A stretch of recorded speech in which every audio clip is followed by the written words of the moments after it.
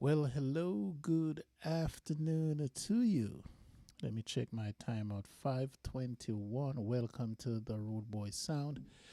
The Rude Boy here, DJ Paul. I forgot my line even on the introduction.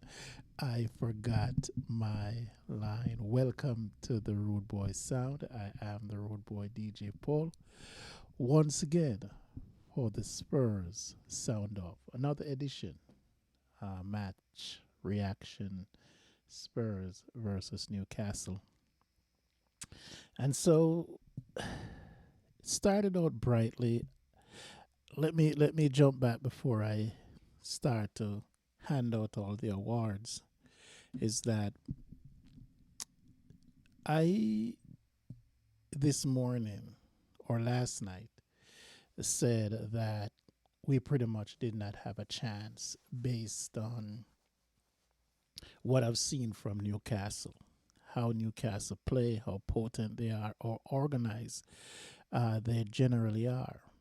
And so I was like, okay, I want to win, obviously, as a Spurs fan, but knowing that there might be too much um, coming from Newcastle, and plus they were really on a roll. So I was rudely awakened. So I will take that back. I will definitely um,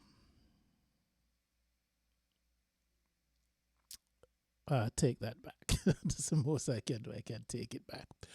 But the we lost obviously, and for the goal itself, I'm is that the reason why we lost? Yes, because there is no other way to put it. If this was a basketball game, right, you only get 1 point on free throws, and you have to make more than one free throws. So you can't go from 0 to 2 in football. And we were leading. And so what bothers me more than anything about the actual call is the lack of common sense in the actual call that the referee made. Because number one is that it could not have resulted in a goal for him playing the advantage. But the fact that the ball hit the player's hand, it redirect the ball. Had the ball not hit him, it would have gone to a Spurs behind him. The ball hit him, ricochet past Bergval and the player behind him and make one pass and the man was through. That's a distinct and direct advantage that hit in his hand, and it's not like it was wedged to his body because I knew it was unexpected. Bergvad was about 10 feet or so, or maybe less, from him, but it does not matter. The fact is that it hit the arm, right? And it put the team at a disadvantage. And so that should have been a straight up call. And I'll go back to last game, right? The game before when we played Bournemouth. Was it Bournemouth? Who did we play the last time? We played Wolves. We played Wolves, and the first goal, Kuna was fouled. I'm not saying that he was not fouled, and the referee didn't blow. Kuna stayed down. The ball went through. Sameda went for the ball, and Gray reached the ball, and the ball went for a corner. They never lost the advantage of possession. So the continuation of the play was still there, unless I'm reading something totally wrong into the referee's thinking. He never blow. He never play an advantage. But because Kuna stayed down, He brought it back. The ball went out for a corner. They still had the possession. Even if he had played the advantage, they didn't lose the advantage. They still have possession. And he brought it back and they scored the goal. So the inconsistency is breathtaking. And that has always been the case. I'm not one to complain about uh, refereeing. And I could see that on Ange as well, because he never generally do that. But when you're going through a rough time, and I think he was trying to not be fined by not specifically and emphatically come out and said yes, the ref definitely made a mistake. And so whatever the PMOL is going to say, it's rubbish, absolute rubbish. And even if the book tells you and everything is in black and white, the referee should have that's a common sense call. I don't care what's in the book. That is a common sense call. And you could see it right there in front of him. That is an absolute common sense call. Because chances are, if that had hit a player with that much room between himself and his body, between his arm and his body, it would have been a penalty if that occurred in the box. So why not penalize the same thing in the field of play, or outside the 18-yard box if you want to? But I'm not going to dwell on that for too long. I saw some things. I don't know what happened to Dragoshin, so we're down to bare bones as it is. I think overall, the team played well. The team actually played well, and the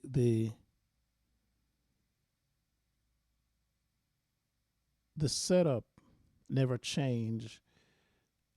Like I was saying before the game, was that if we learn to take advantage of the situation, it is obvious that Newcastle were playing how they generally play. They didn't go into that block of 4 and 5, which I predicted that they would have done, but they definitely played through. And I think why they did that is because Spurs were struggling. If Spurs were out and running and were winning, I don't think they would have come out and play in the formation they did, but that's what it is. And so when I look at the lineup and what we had to endure with losing Dragoshin and Spence having to fill in at right back, that is why I was saying that we can play three at the back, because if you're a fullback, then it doesn't take you much to play as a right back or a left back, as long it's and you play inverted. And so that is why I've always said that to protect the back, even though I think we played really, really well. I think Bergval was good, playing the second, in the second pivot there of the 4-2-1-3 midfield. I thought it was good. I thought Kulusevski was active but not good, to be honest with you. I think when you look at it, and this is what I'm saying, that when you have, there are certain things that you have to have in you, right? We didn't get much from the left side. And the reason why we didn't get much from the left side is because Kulusevski is supposed to be the number 10. And so Kulusevski doesn't have that roaming ability, right? So when you're playing Kulusevski as your most creative player, you're going to have that problem because he doesn't go left. And what you find with him today was that he was standing so close to Brennan Johnson for the greater part. And that kind of crowd a lot of the things that were happening. We didn't get much action on the left-hand side because we never had anybody in the middle to go there. Sar was deeper, and then he was still trying to push up, from that as a right side player. Spence didn't come too far down, um, and so we got most of what the good play coming from the right side, and that's because Kulusevski drifted that side and he was a trigger man. But overall, when you look at it, I think we have to look at how we press.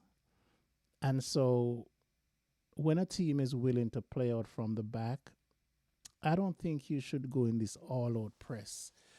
Um, and especially when you don't have a set team, like we keep chopping and changing out of necessity because of the injuries. I thought overall the starters we lose Dragoshin, apart from Brennan Johnson who hit the post from a difficult angle. I don't think he was that forceful in the game. I think this game would have been a prime game for him to come on, and so I really think, for the sake of the team, and I'm gonna say this right here and say it now, even though he's scoring, I think for the sake of the team, Brennan Johnson needs to sit. Brennan Johnson needs to sit, and either Bergval or Madison needs to be in the creative force so we can take back Kula out of the middle. The thing with Kula over the period of time is that he really blows hot and cold. And so right now, like I said, I'm not concerned about his activity because he's always active. It's how effective those activities are. And when you look at it, yes, when you look at it today, when you watch the game, and for those who watch the game, he's drifting and keep drifting right, and that's a problem when your creative player makes the pitch unbalanced.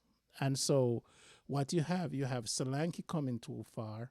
You don't have anything over on the left because the ball is going down the right side. Brennan Johnson is over there, Power is over there, and Kulusevski is over there. So there's no balance in the middle. And that's what I saw. And so the difference with that, if you notice when Madison came on, is how he balanced out the team. He was coming down the middle. He was going left because we never having a joy down the left hand side all the game. We didn't do much down the left hand side. Livermore was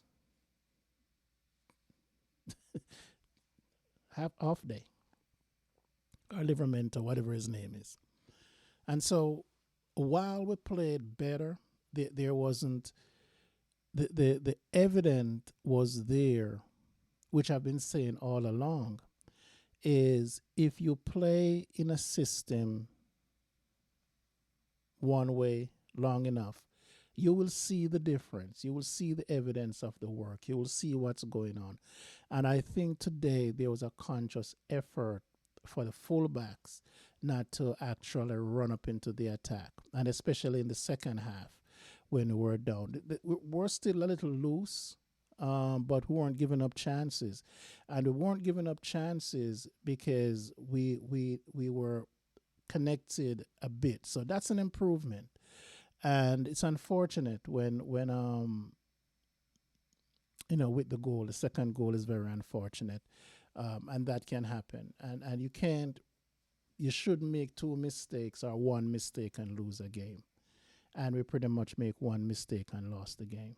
I don't think the the goal should have been given. It should have been chalked off, and I'll stick to that. But I'm not saying, pretty much we wouldn't have lost.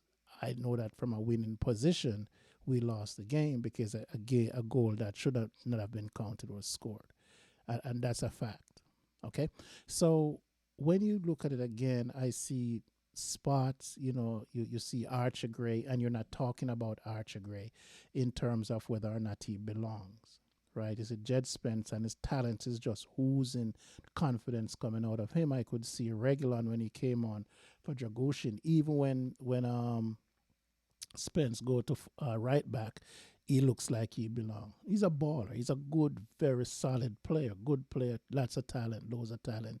And sometimes he goes to sleep. But again, with young players, and when you don't play consistently enough, you don't have that in you, or you should have it in you, but you tend to expect the help behind you, and the back is not all that organized, because look what you have there. Well, especially when you go to that side where you have Bergval, and you have youth. When you look in that little spot, right, you have 23-year-olds right in there, and an 18-year-old, because Sar is a kid.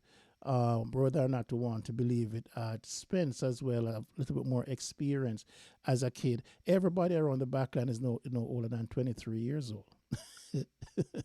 So it takes time. It takes time, and I like what I saw. And today I'm not going to bash the manager. I think he was dealt a bad hand, even losing Dragoshan, and the substitutions that he made.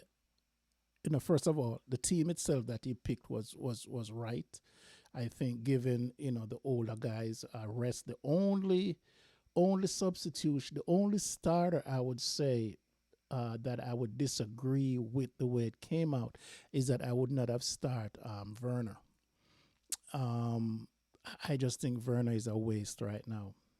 To be honest with you, it would have been much easier, much easier to go with another midfielder and put Johnson over there than starting Werner. It's absolute. It's have been easier to put Johnson on the left, and go with Madison as well. Even though I think Madison was sick, or go with Bissouma, so Bissouma could anchor that and then put Sarr up front at the number 10, or even Bergval could have gone up. That's the only thing I see that I would critique in terms of the first 11. I absolutely, it's time for the banishment of Timo Werner. I can't say it anymore. And so when you look at everything, the substitutions were great. Son is still way off, but again, he needs a leg. He needs a rest. Madison missed just that one by a little, and I think Solanke, there's not enough support coming down from Brennan Johnson in the area, and the midfield was deeper this time. So and give Newcastle credit, they were actually crashing in and playing tight. Even though I think they were rash, and the referee allowed them to be rash, and it takes Joe Linton maybe 4 or 5 fouls before he eventually book him, and so when you allow players to get away with that kind of consistent fouling, they will go as long as you allow them. So if you don't put a rein on them, then it's the referee's fault. I don't think the ref was good. Absolutely didn't think the referee was good. I think he was horrible. But again, you don't want to blame official for your loss. Bergval, I think I touched him. What I was asking for, and it's funny because where where I thought he would have excelled is now the position that Kulu seemed to be taking up. And I wanted to see him as that number 8, number 10. But like I said, if we had gone to Johnson on the left and Kulu on the right and push Bergval up there and even bring Sar, well, Sar would have been there already, is to bring Bissouma, we still would have had a good team out there. We still would have had a good team. And then you could have made that substitution, Werner for Johnson, or Werner for Kulusevski later on in the game, because you still have Madison to come on in the midfield. So that's a miss. That part of it is a miss as far as I'm concerned. And I'm just saying that from a losing position. I just think that Werner is a waste. And even though I don't really like Brennan Johnson on the left, I think he would have served us much better than Werner for whatever time he put in. He should have been hooked him at halftime. Um, yeah, and that's it. So uh, I'm not going to be too harsh on the team. We lost another one today, Dragoshin, I'm not sure.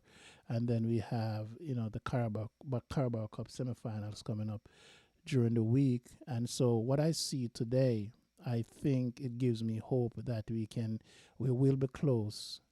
We will have a chance over two legs if we continue to play with this kind of vigor and this kind of attention to details. I think we have a chance against Liverpool. So for the Road Boy Sound, I am the Road Boy DJ Paul. Just taking a quick review of Newcastle versus Spurs. Come on, you Spurs.